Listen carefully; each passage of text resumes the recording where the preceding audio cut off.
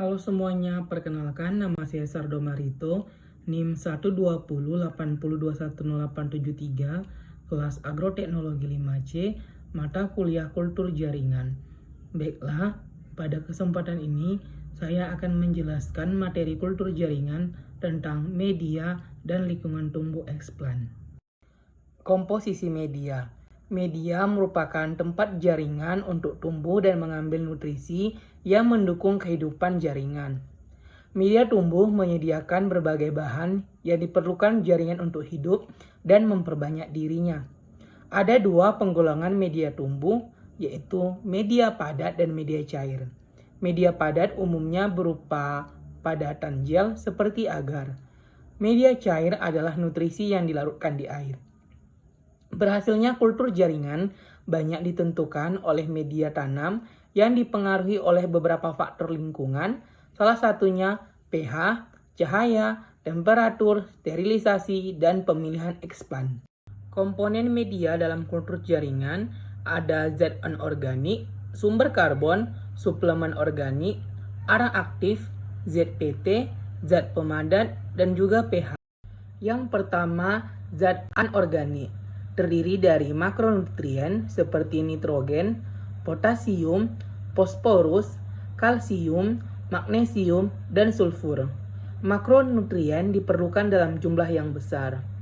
Kemudian ada mikronutrien yang terdiri dari besi, boron, molibdenum, kobalt, zinc, kuprum, dan klorin. Mikronutrien diperlukan dalam jumlah sedikit, namun jika tidak terpenuhi akan mengakibatkan kelainan pertumbuhan. Yang kedua, sumber karbon. Gula merupakan sumber energi utama dalam kultur jaringan. Secara alami, tumbuhan dapat menghasilkan gula melalui fotosintesis. Namun, dalam kultur in vitro, tumbuhan tidak dapat berfotosintesis sehingga gula dibutuhkan sebagai sumber energi untuk dapat dalam membantu pertumbuhan. Pembelahan sel. Karbon atau sumber energi yang banyak digunakan adalah sukrosa dengan konsentrasi 20-60 gram per liter. Ketika media di autoklav, sukrosa akan terhidrolisis menjadi glukosa dan fruktosa. Fruktosa juga di autoklav akan bersifat toksik. Yang ketiga, suplemen organik.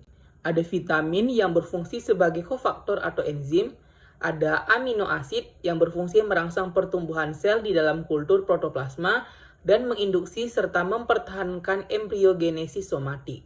Dan yang ketiga ada organik kompleks yang berguna sebagai pelengkap. Yang keempat ada arang aktif. Arang aktif berfungsi untuk merangsang atau menghambat pertumbuhan, tergantung jenis tanaman yang dikultur. Arang aktif terbukti merangsang pertumbuhan dan diferensiasi anggrek, wortel, dan tomat, sebaliknya menghambat pertumbuhan tembakau dan kedelai. Arang aktif akan mengabsorpsi pigmen kecoklatan dan senyawa fenolik yang dihasilkan selama pengkulturan dan mereduksi toksisitas. Yang kelima, ZPT atau zat pengatur tumbuh. Auksin berfungsi menginduksi pembelahan sel, pemanjangan sel, apikal dormansi, pembentukan akar adventif.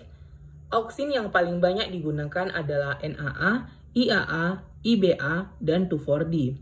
Sitokinin berfungsi merangsang pembelahan sel, merangsang inisiasi dan pembentukan tunas. Sitokinin yang paling banyak digunakan adalah zeatin, BAP, kinetin, 2IP. Yang keenam, zat pemadat. Zat pemadat digunakan untuk membuat medium kultur jaringan semi padat ataupun padat.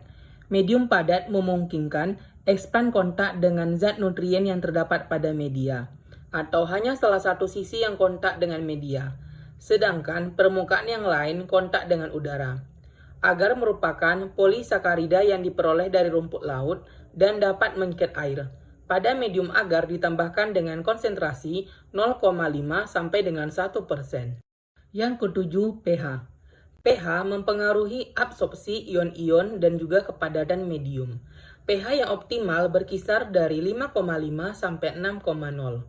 Untuk menaikkan pH dapat menggunakan NaOH, sedangkan untuk menurunkan pH dapat menggunakan HCl. Jenis-jenis media yang digunakan dalam kultur jaringan, yang pertama ada medium muracide scope atau MS. MS paling banyak digunakan dalam kultur jaringan. Kemudian ada media linstaba, sering digunakan untuk embryogenesis kultur jaringan wortel. Kemudian ada media knop, digunakan untuk kultur kalus. Selanjutnya ada media white, digunakan untuk kultur jaringan tumor bunga matahari. Kemudian ada media Knudson yang digunakan untuk kultur anggrek, media Gunborg B5 untuk kultur kalus dan suspensi, kemudian media Scan dan Hildebert untuk kultur kalus tanaman monokotil dan dikotil, kemudian ada WPM atau woody plant medium digunakan untuk tanaman berkayu, dan ada media niche digunakan untuk kalus tembakau. Pengaruh cahaya dan suhu terhadap pertumbuhan tanaman secara in vitro. Yang pertama, cahaya.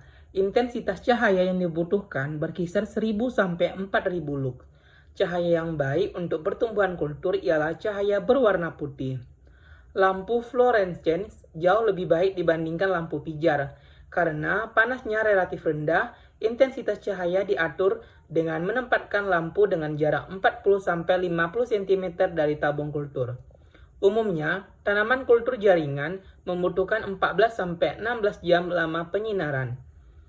Digunakan penyinaran timer otomatis, berguna untuk mengatur proses-proses morfogenik tertentu seperti pembentukan pucuk dan akar.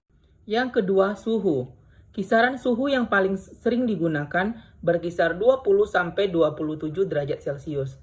Suhu berpengaruh secara langsung terhadap perkembangan sel dan jaringan, pembentukan organ tanaman, berkaitan erat dengan siklus perkembangan tanaman yang berada di bawah pengaruh enzim.